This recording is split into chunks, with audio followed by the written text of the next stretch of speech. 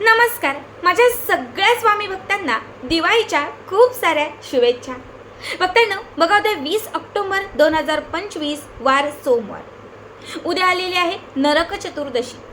अश्विन शुक्ल चतुर्दशीला आपण नरक चतुर्दशी असे म्हणतो किंवा छोटी दिवाळी म्हणून हा दिवस आपण साजरा करतो. याच दिवशी भगवान कृष्णाने नरकासूर नावाच्या राक्षसाचा वध केला होता आणि त्याचा नाश केला होता.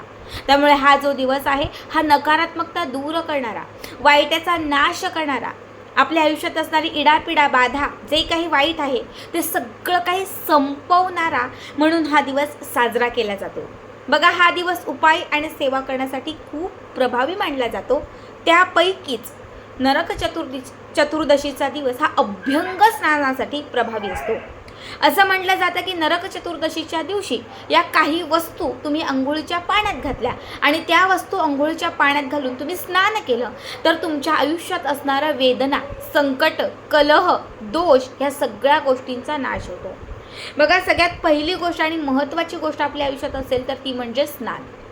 छोटी पूजा असेल, छोटी सेवा असेल, पवित्र कुठलंही काम असेल, तुमच्याकडे अगदी गणेश पूजन असेल किंवा सत्यनारायण असेल, तुम्हाला ब्राह्मण काय सांगतात, अगोदर अंघोळ करा, स्नान करा आणि नंतर पूजेवरती बसा.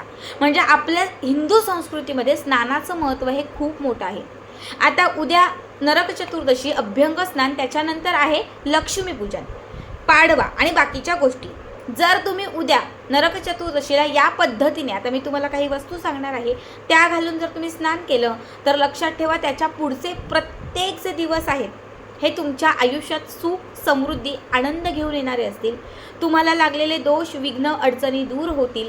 आयुष्यात असणाऱ्या ज्या काही समस्या असतील तर त्या समस्या सुटत जातील. बऱ्याच वेळा काय होतं, आपण बाधित असतो, आपल्यावर कुणाची तरी बाधा असते, काही दोष असतात, काही विघ्न असतात, बऱ्याच वेळा कुणाची तरी नजर असते आणि जेव्हा बाधित होऊन आपण सेवा उपाय करतो तेव्हा त्या सेवा सफल ठरत नाही. मग आपण म्हणतो, मी इतकी सेवा करते, देवाची इतकी पूजा करते, पण मला लाभ का होत नाही? कारण लक्षात ठेवा, तुमच्यात तेवढी नकारात्मकता आहे.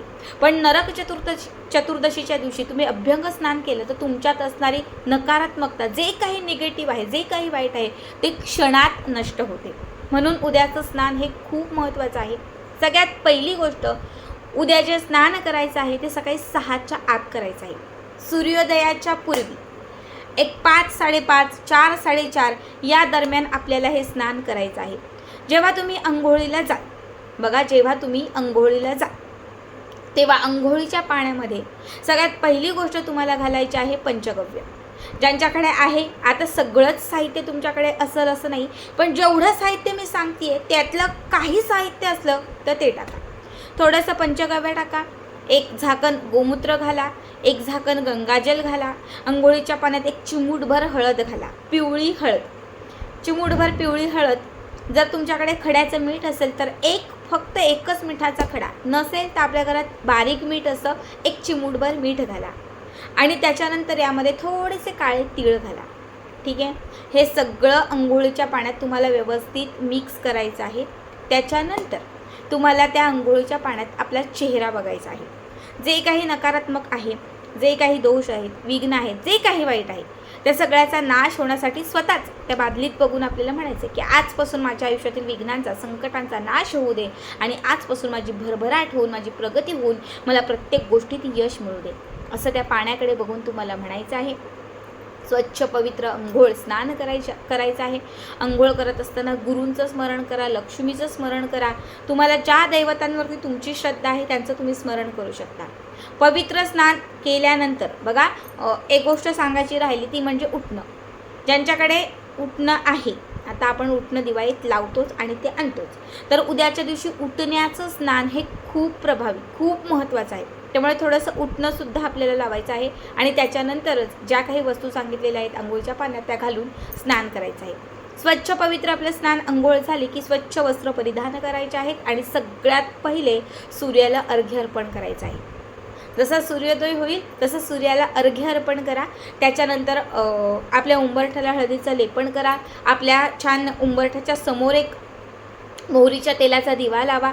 घराच्या दक्षिण दिशेला मोहरीच्या किंवा तिळांच्या तेलाचा दिवा लावा. त्याचबरोबर तुळशीच्या समोर आणि आपल्या घरात आपलं जे देवघर आहे तर त्या देवघराच्या समोर सुद्धा एक मोहरीच्या तेलाचा किंवा तिळाच्या तेलाचा दिवा लावा. बघा उद्या जर नरक चतुर्दशीला सकाळीच अभ्यंग स्नान तुम्ही केलं आणि त्याच्यानंतर जर तुम्ही 5 ठिकाणी दीपदान केलं तर असं म्हटलं जातं की आपले जे काही नरकाचे मार्ग आहेत ते बंद होतात आणि स्वर्गाचे मार्ग खुले होतात. आता प्रत्येक व्यक्तीला एक ना एक दिवशी मरण हे आहे, असं कुणीच नाही की ते अमर आहे. पण जेव्हा आपण नरक चतुर्दशीच्या दिवशी 5 ठिकाणी दीपदान करतो तेव्हा आपले नरकाचे दरवाजे बंद होतात आणि आपले स्वर्गाचे दरवाजे हे खुले होतात. ज्यामुळे जेव्हा कधी आपला मृत्यू होईल, म्हणजे कधी कितीही वर्षांनी किंवा अजून काही, तर तेव्हा आपण स्वर्गलोकी जातो. आता ते कुणी बघितलं नाही, पण शास्त्रात जे सांगितलेलं आहे तेच मी तुम्हाला सांगते. त्याचबरोबर बघा नरक चतुर्दशीच्या दिवशी अपमृत्यू टाळण्यासाठी, म्हणजे घरावर एखादं संकट येणार असेल किंवा तुमच्यावर एखादं संकट येणार असेल तर ते टाळण्यासाठी घराच्या बाहेर दक्षिण भागात किंवा घराच्या आत दक्षिण भागात चौमुखी दिवा लावला जातो. बऱ्याच वेळा आपल्याला भीती वाटते की मला अटॅक येईल, माझ्यासोबत काहीतरी वाईट घडेल, कारण आपण एरवी बघत असतो टी व्हीमध्ये मोबाईलमध्ये की आता कशा घटना सुरू आहेत, की आपल्याला खूप भीती वाटते की कधीतरी माझ्यासोबत पण असं घडेल का. म्हणजे मृत्यूची भीती प्रत्येक व्यक्तीला वाटते. ही भीती टाळण्यासाठी, जरी आपल्यावरती तो मृत्यू येणार असेल तर तो टाळण्यासाठी तुम्हाला उद्या नरक चतुर्दशीच्या दिवशी चौमुखी दिवा आपल्या घराच्या दक्षिण दिशेला लावायचा आहे. आत बाहेर कुठेही लावा. चौमुखी दिवा म्हणजे 4 वाती तुम्हाला दिव्यात घालायच्या आहेत आणि त्या दिव्यात तुम्हाला मोहरीचं किंवा तिळांचंच तेल घालायचं आहे. बघा तिळांचं आणि मोहरीचं तेल हे नकारात्मकता क्षणात शोषून घेतं, निगेटिव्हिटी पटकन ऑब्झर्व करतं. त्याच्यामुळे तिळीचं किंवा मोहरीचं तेल घालायचं. हा दिवा तुम्ही दक्षिण दिशेला जेव्हा तिथे लावाल तेव्हा फक्त तुम्हाला महामृत्युंजय मंत्राचा जप करायचा आहे. ओम त्र्यंबके यजामहे सुगंधी पुष्टिवर्धनम उर्वा रुक्मे बंधनानं मृत्युमोक्षयम् अमृतात. हा जो महामृत्युंजय मंत्र आहे, या महामृत्युंजय मंत्राचा तुम्हाला 108 वेळा म्हणजे 1 माळ फक्त जप करायचा आहे.